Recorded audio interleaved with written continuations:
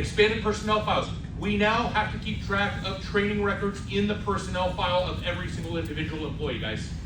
So when you're doing your sexual harassment training, I mean, if you do it with me, I give you a certificate for every employee. That's all great and good. But if you've just got one sign-in sheet and you don't have any other documentation, that sign-in sheet has to go into every personnel file. But keep in mind, you've got confidential information that belongs to other employees, so maybe you have to redact that sign-in sheet. Find a way to do a training certification, because you're also required to make sure that you're maintaining how long, the duration of the training, who conducted the training, what the key concepts or topics of the training were.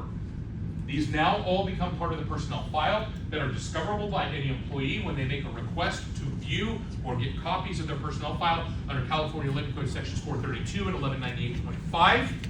This usually comes right before the lawsuit gets filed, but just be aware that if you are not maintaining these training records, and one of the big things that I'm happy about this, but I'm also sad about this, because A, it's going to force you guys to do a better job of documenting the trainings that you're doing.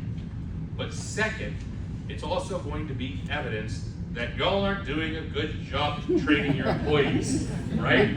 And it is going to show when they come back for wrongful termination and they allege, well, the reason I was terminated, the reason I was crummy at my job is because nobody taught me how to do my job. And we go through and we're like, oh, well, hold on, we got all these trainings for you. And you go in the personnel file and there's no trainings. And you're like, oh, shoot, okay, this guy was never taught how to do his job. That's why he sucks at this job.